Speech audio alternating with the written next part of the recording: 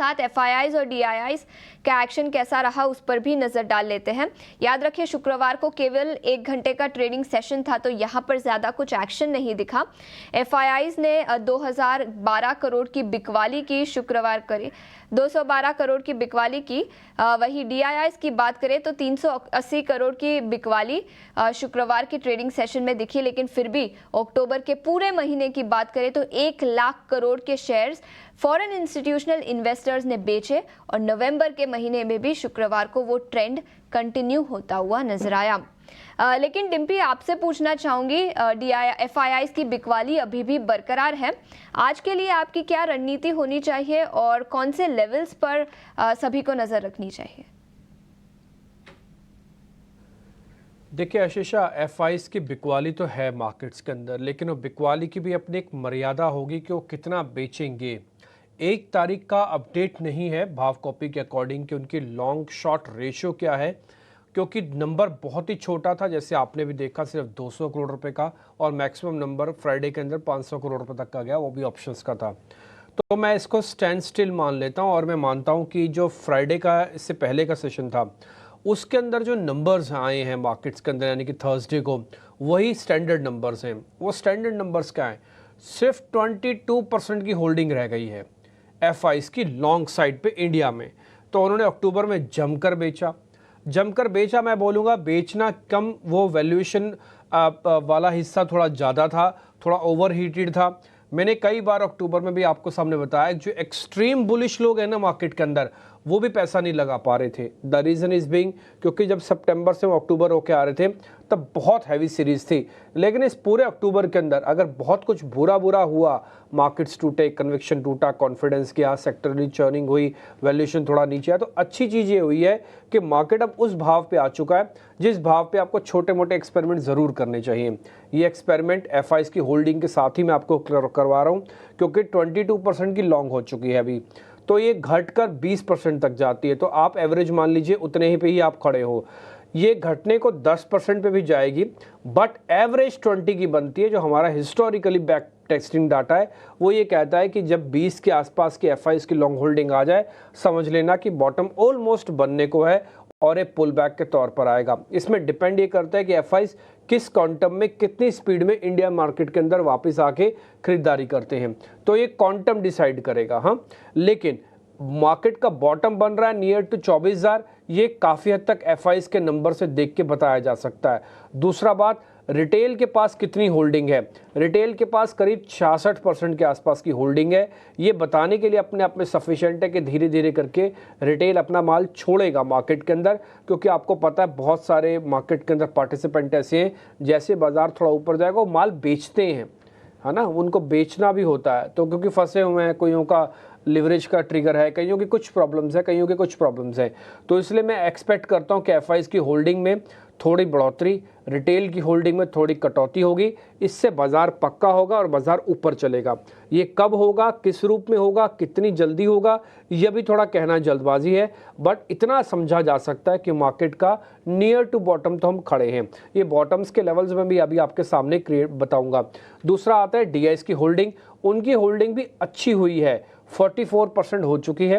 हालांकि 50% के ऊपर टिपिकली जाते नहीं, लेकिन मैं एक्सपेक्ट करता हूं कि 50 तक वो भी चले जाएंगे।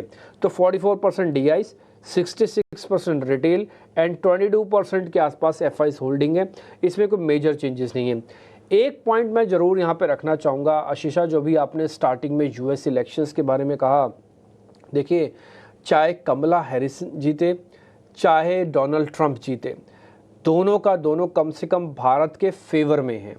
लेकिन आप इन दोनों के अगर आप एजेंडास को देखेंगे या फिर गौर से पढ़ेंगे यूएस इलेक्शंस को, तो आपको देख के ऐसा लगेगा कि जो कमला हैरिसन है वो टिपिकली इंडो अमेरिकन्स के लिए काफ़ी बेहतर है, क्योंकि डोनाल्ड ट्रंप की जितनी भी पॉलिसीज़ हैं वो स्लाइटली ग्लोबल पॉलिसीज़ हैं। उन्होंने इमिग्रेशन की बात की, उन्होंने आके टेररिज्म की बात की, उन्होंने इस तरह की बात कर रहे हैं जो कि वो ग्लोबली दूसरे देशों के साथ कनेक्टेड है। लेकिन कमला हैरिसन का अगर आप उनका मैनिफेस्टो वगैरह देखेंगे तो वो स्टार्टअप की बात बोल रही हैं, वो इंफ्रा में पैसा लगाने की बात बोल रही हैं, तो उनका कोर यूएस है।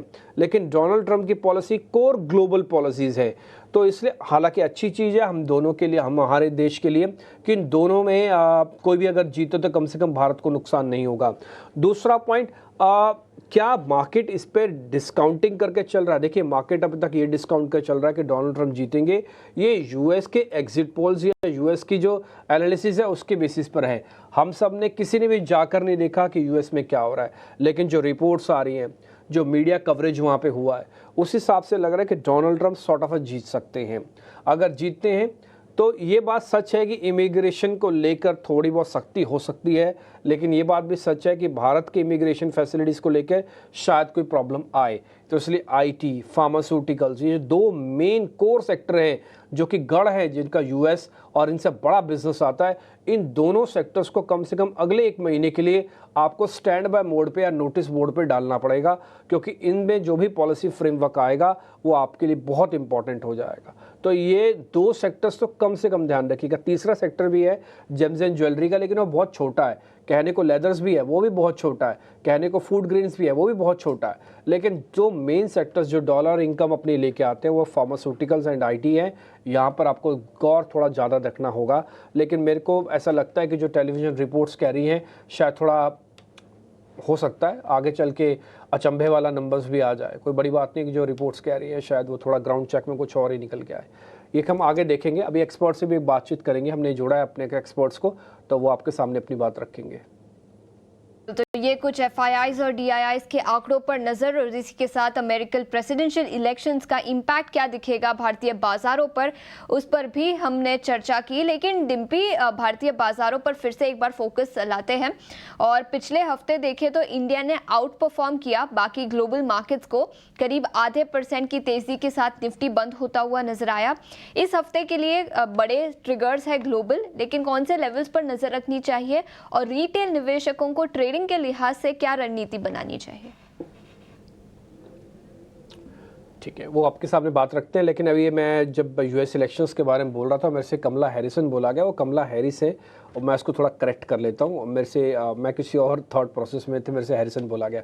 बट बाय द वे आ जाते हैं जरा निफ्टी और बैंक निफ्टी पे जो आप क्वेश्चंस पूछ रहे हैं। पहले निफ्टी पे आता हूँ मैं। देखिए निफ्टी के पास 2 सपोर्ट एरिया हैं। अब तो आपको भी नंबर याद हो गए होंगे, शीशा शिक्षी को भी नंबर ये याद ही रहते होंगे, क्योंकि इतने ज़ोर से और इतने क्लियर नंबर्स हम बता रहे हैं। और ये नंबर्स आपको ये इसलिए भी याद होंगे क्योंकि नंबर्स को बार बार रिपीट भी हो रहा है। हम भी बोलते हैं, टेक्निकल एक्सपर्ट्स भी आके यही बात बोल रहे हैं। अब आप देखेंगे 24,000 का अहम सपोर्ट एरिया है, ये बात आपको पक्का पता है। 24,200 की एक लेयर बिछी हुई है। हमने आपको कई बार बताया कि ये शॉर्ट कवरिंग हुई थी रिसेंटली, उसने क्या किया कि आपके 24,000 के सामने एक वॉल खड़ी कर दी जो कि 24,200 की है।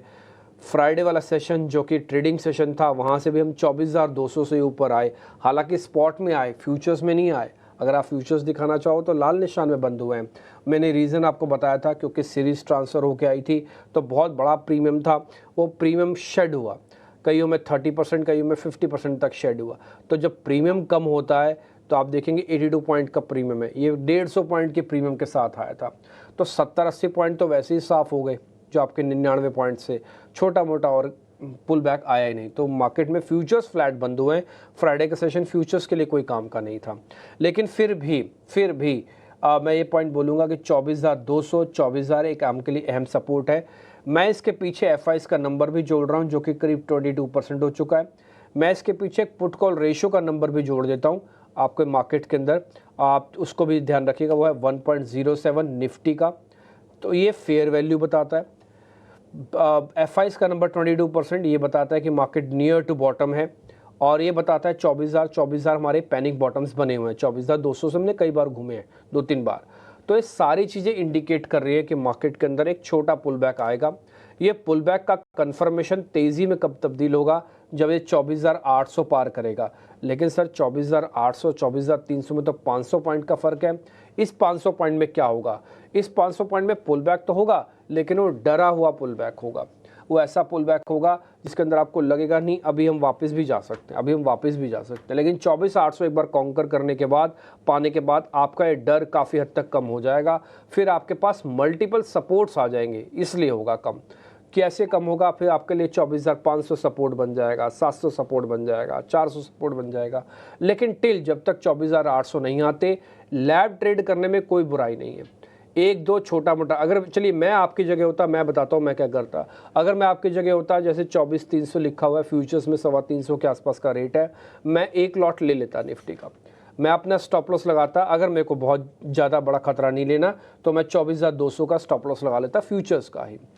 और दूसरा, मैं 24,000 का एक स्टॉप लॉस लगाता अगर मैं सीरीज़ के पॉइंट ऑफ व्यू से ले रहा।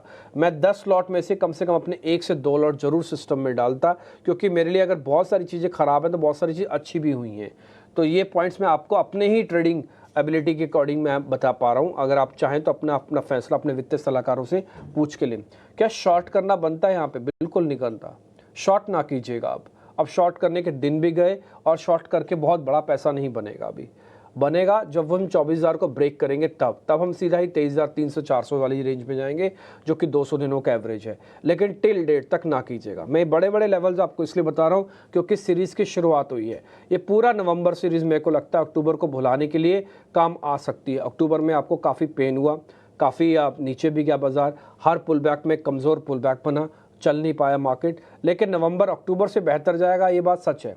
कितना बेहतर होगा ये थोड़ा देखना होगा, ठीक है। तो आप 24,200 का स्टॉप लगा के एक बार पोजीशंस अगर हैं तो उसको होल्ड भी कीजिए। काफ़ी सारे लोग कह रहे हैं कि सर आप नया नया बता रहे हो, हमारी पुरानी पोजीशंस है उसका क्या करें? Hold the positions. क्या एवरेज करें? नहीं, एवरेज नहीं करना। एवरेज इसलिए नहीं करना क्योंकि आपके पास लिवरेज की प्रॉब्लम आ जाएगी। आप जो है उसी को होल्ड करके रखो। हो सकता है 10 दिन की जगह आपको 15 दिन लग जाए मार्केट से बाहर आने में या फिर अपने सौदे काटने में, इतना ही होगा। तो अपनी पोजीशंस को होल्ड रखो। जिनके पास नई नहीं है, नया बनाना चाहते हैं, लेवल्स मैंने आपको बता दिए। आपके लिए जो टारगेट होगा पहला वो 24,500 है, फिर 24,650 है, फिर 800 है। तो 3 चरण में आपके लिए टारगेट हो गए, 500, 650, 800। सपोर्ट हो गया आपके पास 24,200 और 24,000 का। ये निफ्टी को लेकर पूरी रणनीति आपके सामने है। नीति हो गई निफ्टी 50 को लेकर। मार्केट्स जो है फिलहाल इन लेवल्स पे एक छोटे से पुल बैक के लिए ज़रूर तैयार हो रहा है, पर इन लेवल्स पे शॉर्ट तो नहीं करना है, ये राय फिलहाल डेटा पॉइंट्स की तरफ से आती हुई। पर इसके अलावा डिम्पी निफ्टी बैंक पे भी समझना चाहेंगे वहाँ पर क्या रणनीति होनी चाहिए, क्योंकि कुछ एक बैंक्स थोड़े से मूव तो दिखा रहे हैं, बट कितना भरोसा करें इस पर, और क्या यहाँ पर भी एक पुल बैक का इंतज़ार करें या फिर कोई पुल बैक की गुंजाइश है? देखिए सृष्टि, अगर मैं एक क्वेश्चन आपसे उलट होकर पूछूं कि भी एफआईज अगर आते हैं इंडिया में तो उनके 2 फेवरेबल सेक्टर्स कौन से होंगे जिसमें सबसे पहले वो आके पैसा लगाएंगे, तो आप एकदम से बैक टेस्टिंग वाले डाटा से देखोगे वो तो आईटी और बैंक है। मैं आईटी को एक कंडीशन के साथ थोड़ा सा डाल सकता हूं क्योंकि यूएस के अंदर इलेक्शंस हैं और वहाँ पे पॉलिसी फ्रेमवर्क का अलग तरीके से असर होगा। फिर ब्याज दरें भी हैं, है ना, तो वो बैंकिंग के लिए जुड़ जाएंगी। तो बहुत सारी चीज़ें इन दोनों सेक्टर्स के लिए हो रही हैं। वो डोमेस्टिकली भी हो रही हैं, वो वैसे भी देखी हो रही हैं। अच्छा, डोमेस्टिकली भी अगर आप देखेंगे ना तो आप अर्निंग्स चल रही है। अर्निंग्स में सिर्फ इंडसइंड बैंक के नंबर्स को आप छोड़ दें तो ज़्यादातर बैंक्स के जिनके भी नंबर्स आए हैं वो ख़राब नहीं हैं। आपको ध्यान होगा बृहस्पतिवार या उससे 1-2 दिन पहले एसबीआई एक दिन में 5% चल गया था। उस दिन कोई ट्रिगर नहीं था एसबीआई का, लेकिन सिर्फ शॉर्ट कवरिंग थी। तो इसी से अंदाज़ा लगाया जा सकता है कि मार्केट्स के अंदर अगर छोटा भी खरीदारी इंस्टीट्यूशनल के एंड पे आ जाती है और मार्केट्स के अंदर कवरिंग आ जाए तो बाज़ार बहुत अच्छे से प्ले करने के लिए तैयार है। ये एक एक शेयर को पकड़ के 4-4% कर सकता है जिनकी वेटेज है मार्केट में। और अगर ऐसे ही 4-5 शेयर चल गए, क्योंकि बैंक निफ्टी 12 शेयरों का कॉम्बिनेशन है, ऐसे इनके 4-5 शेयर चल गए तो 1000 पॉइंट बैंक निफ्टी के कब में ऊपर आ जाएंगे आपको पता भी नहीं चलेगा।